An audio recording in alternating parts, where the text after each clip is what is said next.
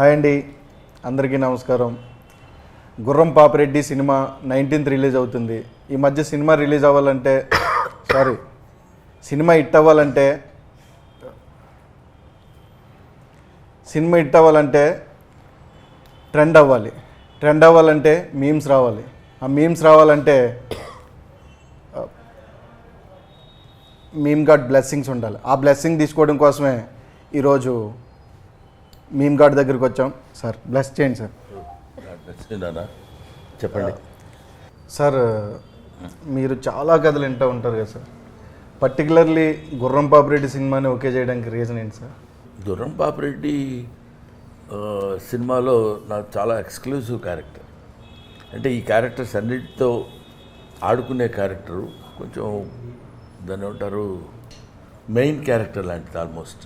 అది దో hero heroine వాడు ఉన్న కామెడీ సెటప్ అంతా ఉన్నా కూడా డైరెక్టర్ నాకు స్టోరీ చెప్పినప్పుడు there is something new, there is novelty in this film అని యాక్సెప్ట్ చేద్దాం అనిపించింది.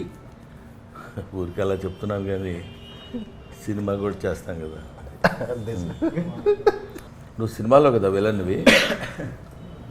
విలన్ కదా సార్. ఈ సినిమా కదా అసలు జనరల్గా సినిమాల్లో విలన్ క్యారెక్టర్స్ చేస్తాం. ఇక్కడ ఫ్రీగా ఉండొచ్చు, పెద్ద ప్రాబ్లం అలా ఉండాలి. ఇప్పుడు ఏదో మర్డర్ చేసి వచ్చిన వాళ్ళగా రైట్. ఎందుకంటే జీవన్ నాకు బాగా తెలుసు కాబట్టి తన మీద కొంచెం జోక్ చేస్తుంటాను. You are known as the king of comedy at Anochu, and you have made so many crores of people laugh over the years. Are they not just like specific to our language but like everywhere all over the world, right?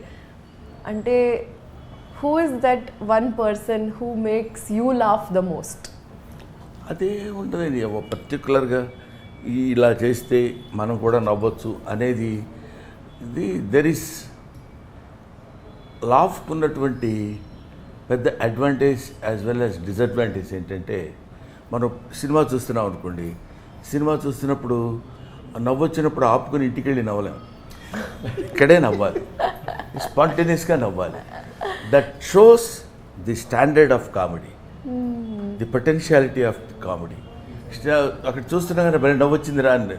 అదే మీరు fights కానీ లేకపోతే romance కానీ లేకపోతే ఇంకో character artist కానీ అద్భుతంగా చేశాడనుకోండి, లేకపోతే ఈ సాంగ్స్ ఇవి చేశాడనుకో, ఇంటికి వెళ్ళిన తర్వాత సినిమా చూసి డైనింగ్ టేబుల్లో భోజనం చేస్తే భలే చేశాడు కదా సాంగ్ అని డిస్కస్ చేసుకోవడానికి ఉంటుంది.